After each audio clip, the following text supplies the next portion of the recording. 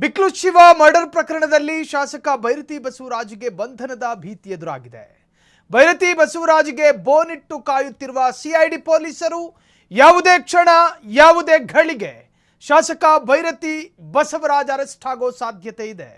ಬಿಕ್ಲು Shiva murder ಪ್ರಕರಣದಲ್ಲಿ ಪ್ರಮುಖ ಆರೋಪಿಯಾಗಿರುವಂತಹ MLA Basavaraj ನಿರೀಕ್ಷಣಾ ಜಾಮೀನು ಅರ್ಜಿ ವಜಾಗೊಳಿಸಿದ್ದ ಸುಪ್ರೀಂ ಕೋರ್ಟ್ ಬೆನ್ನಲ್ಲೇ ತಲೆಮರೆಸಿಕೊಂಡಿದ್ದ ಬೈರತಿ ಬಸವರಾಜ್ಗೆ 4 ತಂಡ ಸಿಐಡಿ ಅಧಿಕಾರಿಗಳು ಹುಡುಕಾಡುತ್ತಿದ್ದಾರೆ. ಬೈರತಿ ಬಸವರಾಜ್ಗೆ ಬೋನಿಟ್ಟು ಕಾಯುತ್ತಿರುವ ಸಿಐಡಿ ಅಧಿಕಾರಿಗಳು ಏರ್ಪೋರ್ಟ್ ಮುಖ್ಯ ದ್ವಾರದ ಬಳಿ ಸಿಐಡಿ ಪೊಲೀಸರು ಬೋನಿಟ್ಟು ಕಾಯುತ್ತಿದ್ದಾರೆ. ಬಿಕ್ಲು ಶಿವ ಕೊಲೆ ಕೇಸ್ನಲ್ಲಿ ಪ್ರಮುಖ ಆರೋಪಿಯಾಗಿರುವ ಎಂಎಲ್ಎ ಬೈರತಿ ಬಸವರಾಜ್ ನಿರೀಕ್ಷಣಾ ಜಾಮೀನಿಗೆ ಅರ್ಜಿ ಹಾಕಿದ್ರು ಸುಪ್ರೀಂ ಕೋರ್ಟ್ ವಜಾಗೊಳಿಸಿದೆ. ತಲೆಮರೆಸಿಕೊಂಡಿರುವ ಶಾಸಕನಿಗೆ ಈಗ ಅರ್ಜಿ ವಜಾಗೊಂಡ ನಂತರ ಬಂಧನದ ಭೀತಿ ಎದುರಾಗಿದೆ.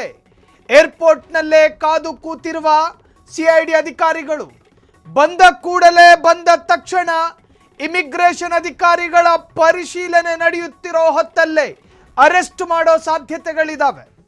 ಬಿಕ್ಲು ಶಿವ ಕೊಲೆ ಪ್ರಕರಣದಲ್ಲಿ ಬಲವಾದ ಪ್ರಬಲವಾದ ಸದೃಢವಾದ ಎವಿಡೆನ್ಸ್ ಲಭ್ಯವಾಗಿತ್ತು.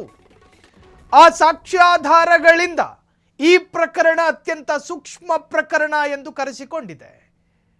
ಬಿಜೆಪಿಯ ಹಾಲಿ ಶಾಸಕರಾಗಿರುವ ಬೈರತಿ ಬಸವರಾಜ್ ಬಿಕ್ಲು ಶಿವ ಅನ್ನೋ ರೌಡಿ ಶೀಟರ್ ಹತ್ಯೆಯ ಪ್ರಕರಣದಲ್ಲಿ ಪ್ರಮುಖ ಪಾತ್ರ ವಹಿಸಿದ್ರು ಅನ್ನೋದಕ್ಕೆ ಎವಿಡೆನ್ಸ್ ಕಥೆ ಹೇಳ್ತಾ ಇತ್ತು.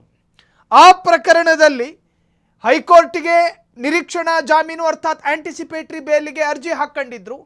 ಹೈಕೋರ್ಟ್ ಕೂಡ ಅರ್ಜಿಯನ್ನು ವಜಾ ಮಾಡಿತ್ತು. ಆ ಅರ್ಜಿ ವಜಾ ಆದೇಶವನ್ನ ಸುಪ್ರೀಂ ಕೋರ್ಟ್ ಕೂಡ ಎತ್ತಿ ಹಿಡಿದಿದೆ. ಕೆಲ ಸೂಕ್ಷ್ಮ ಪ್ರಕರಣದಲ್ಲಿ ಜನಪ್ರತಿನಿಧಿಯಾದ ವ್ಯಕ್ತಿಯ ವಿರುದ್ಧ ಕೇಳಿ ಬಂದಿರುವ ಗುರುತರ ಆರೋಪ. ಈ ಆರೋಪದಲ್ಲಿ ಜಾಮೀನು ಕೊಡೋದಕ್ಕೆ ಬರೋದಿಲ್ಲ. ಸುಪ್ರೀಂ ಕೋರ್ಟ್ ಕೂಡ ನೇರ ಜಾಮೀನನ್ನ ಅರ್ಜಿ ವಜಾ ಮಾಡಿದೆ. ಒಂದು ಕ್ಷಣಕಾಲದ ವಾದ ಪ್ರತಿವಾದಕ್ಕೂ ಸಮಯ ಕೇಳದೆ ಈ ಅರ್ಜಿಯನ್ನ ವಜಾಗೊಳಿಸಲಾಗಿದೆ. ಕಾರಣ ಬ್ರೂಟಲ್ ಮರ್ಡರ್ ಪ್ರಕರಣದಲ್ಲಿ ಪ್ರಮುಖ ಆರೋಪಿ ಎಂದು ಹೇಳೋದಕ್ಕೆ ಮಾನದಂಡದಂತೆ ಕೆಲವೊಂದು ಎವಿಡೆನ್ಸ್ಗಳನ್ನು ಕಲೆಕ್ಟ್ ಮಾಡಲಾಗಿತ್ತು, ಜೀವಂತ ಸಾಕ್ಷ್ಯಗಳನ್ನು. ಅದರ ಆಧಾರದಲ್ಲಿ ಈ ಪ್ರಕರಣದಲ್ಲಿ ಕೊಡೋದಕ್ಕೆ ಬರೋದಿಲ್ಲ. ಇನ್ನು ಬೈರತಿ ಬಸವರಾಜ್ ತಲೆಮರೆಸಿಕೊಂಡಿದ್ರು ಅನ್ನೋ ಗುಮಾನಿ ಇತ್ತು. ಕರ್ನಾಟಕವನ್ನ ಬಿಟ್ಟು ರಾಜಸ್ಥಾನದಲ್ಲಿ ಎಲ್ಲೋ ಒಂದು ಕಡೆ ತಲೆಮರೆಸಿಕೊಂಡಿದ್ದಾರೆ. ಕೆಲ ಪ್ರಭಾವಿಗಳ ಅಭಯ ಅವರ ಮೇಲಿದೆ.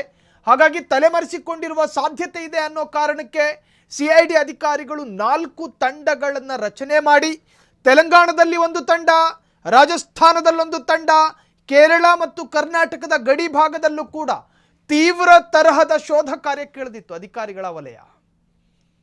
ಯಾವುದೇ ಖಚಿತ ಮಾಹಿತಿಗಳು ಲಭ್ಯವಾಗಿರಲಿಲ್ಲ. ಗುಮಾನಿಗಳಿತ್ತು, ಸಸ್ಪೆಕ್ಟೆಡ್ ಇನ್ಫಾರ್ಮೇಶನ್ ಇತ್ತು. ಅದರ ಆಧಾರದಲ್ಲಿ ಹುಡುಕಲಾಗ್ತಾ ಇತ್ತು. ಆದರೆ ಈವರೆಗೂ ಬೈರತಿ ಬಸವರಾಜ್ ಸಿಕ್ಕಿಲ್ಲ. ರಾಜಸ್ಥಾನದಿಂದ ಕೆಂಪೇಗೌಡ ವಿಮಾನ ನಿಲ್ದಾಣಕ್ಕೆ ಬರಬಹುದಾದ ಸಾಧ್ಯತೆಗಳಿದೆ ಅನ್ನೋ ಅಂದಾಜಿನ ಆಧಾರದಲ್ಲಿ ಒಂದು ತಂಡ ಈಗ ಏರ್ಪೋರ್ಟ್ನಲ್ಲಿ ಬೀಡು ಬಿಟ್ಟಿದೆ.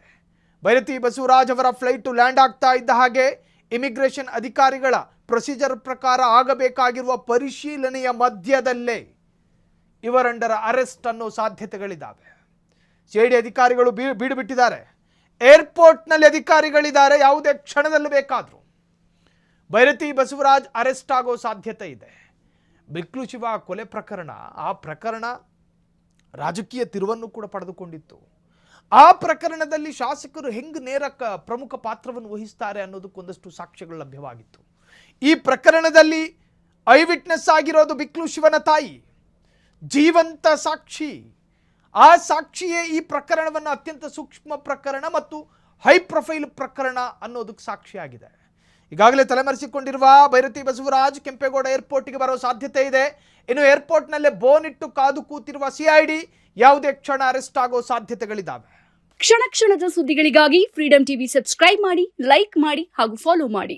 ಹೊಸ ಸುದ್ದಿಗಳ ನೋಟಿಫಿಕೇಶನ್ಗಾಗಿ ಬೆಲ್ ಐಕಾನ್ ಮೇಲೆ ಕ್ಲಿಕ್ ಮಾಡಿ.